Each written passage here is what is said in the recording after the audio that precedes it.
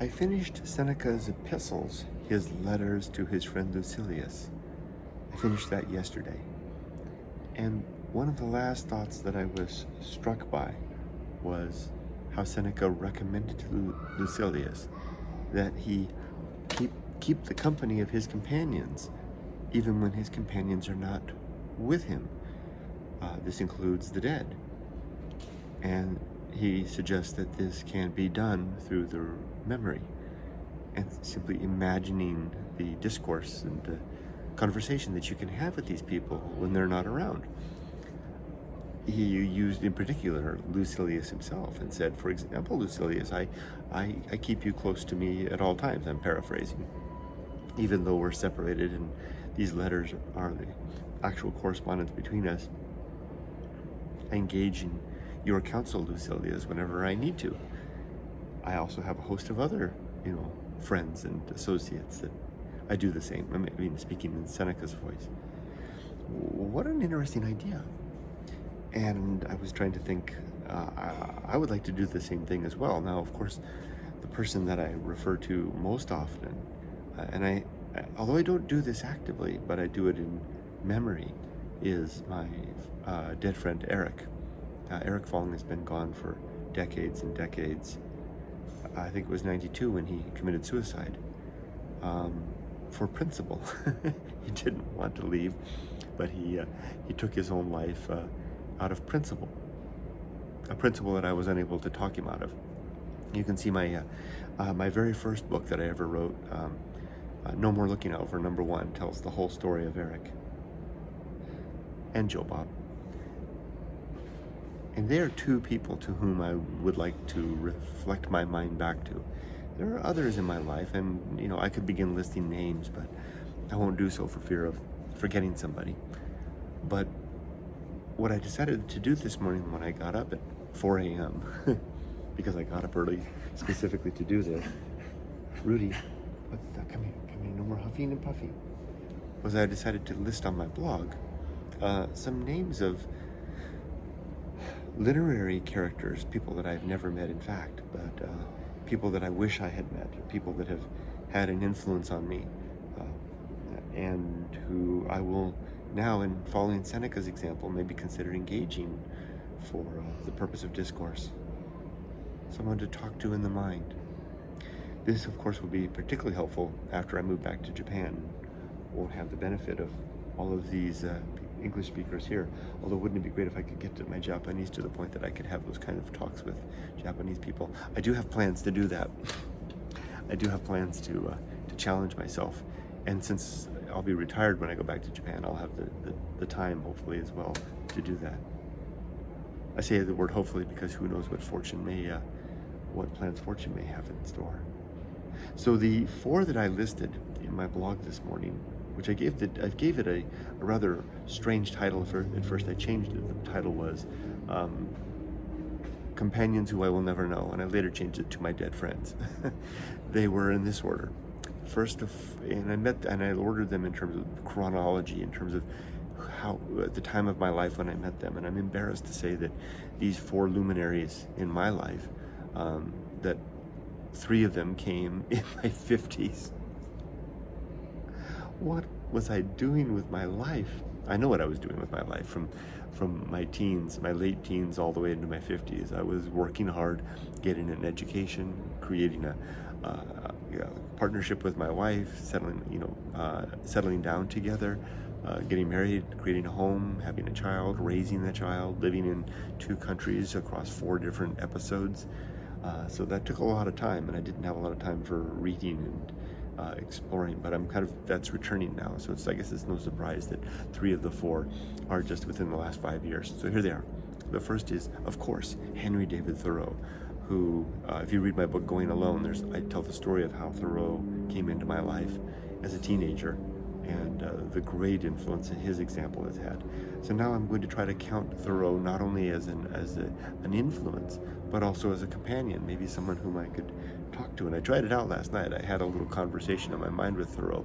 It went fairly well, if I do say so myself, talking to a fictitious, a figment of my certainly not a fictitious character, but a figment of my imagination.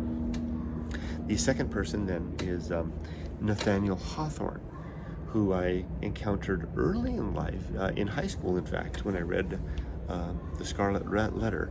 But like so many students that read the things that they're assigned in school, it didn't do much for me. It wasn't until later in life that somehow I managed to stumble across, The House of Seven Gables, which was one of my favorite books of all time, and developed my love affair with the writing of Nathaniel Hawthorne. Not so much for the ideas that it shares, like Thoreau. Thoreau shares ideas, and the subsequent authors share ideas. Hawthorne shares visuals. He shares vignettes of life in his books. I mean, the snippets, the snapshots of people living their lives. Hester Prynne, all the characters in The Scarlet Letter, their circumstance, their motivations. Takes my breath away. So Hawthorne wouldn't be someone that I would necessarily converse with over dialogues, as much as maybe ask his counsel on the creation of circumstance, mainly through writing. Although I don't typically write fiction in that capacity, maybe I could try to give it a try, and maybe ask Emerson's help in that. Hawthorne's help in that way. The third is going to be Ralph Waldo Emerson himself, probably the most influential person in my life. His essay, he wrote many essays, but his essay Self-Reliance is one that I've read at least 24 times. For a while there, I was reading it. I was making a point of reading it end to end every month. I'll stop there. Self-reliance is so deep and profound in its influence, its example, its motivation, that I owe a lot of who I am to who he was, who Emerson was. And of course, Emerson was an influential figure in Thoreau's life as well. He owned the land where Thoreau built his cabin. He's the one that gave him the counsel to start his journal. The next, fourth of the five, is going to be Marcus Aurelius, the great philosopher king of Rome, one of the greatest emperors of Roman history, and one of the last good emperors, so to speak, who wrote his meditations while on the Germanic frontier, fighting the barbarians, and every morning getting up early and writing down his thoughts. Never necessarily meant to be shared with the world, but how blessed and how fortunate we are to have the opportunity to actually read what he was writing on those mornings. And last, Seneca the Younger, whose book I just recently finished, the Epistles, or you could say the moral letters to Lucilius. Also, he's written other things as well. I've read a couple of others, but that book, although it only recently finished, I just finished it yesterday. If I had had that at a younger age, would have been greatly influential in my life. But I've got it now, and maybe I can make better use of it now. And I can tell you this, I will enjoy Seneca's companionship. Likewise, the Emperor Marcus Aurelius.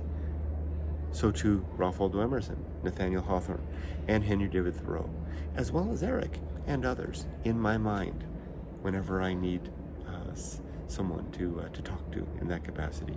Because it's nice to have someone to talk to in various capacities, whether it be for entertainment, or for comfort, or for companionship, or for philosophy, or for motivation, or counsel, or example. And even if I'm alone, as I am now, I can fill this chair next to me with whomever I wish. It could be you. And likewise, you can do the same. You can find companionship with those luminaries and notables in your own life. And so I will do so. But for now, I'm going to sign off. And I'm going to wish you all the best. And remember, please, that the Path of Wildness, it's so easy to find. It's the course of a stream. Leaves blown in the wind. a beast's track through the brush, and the direction of our first inclination. Take care for now.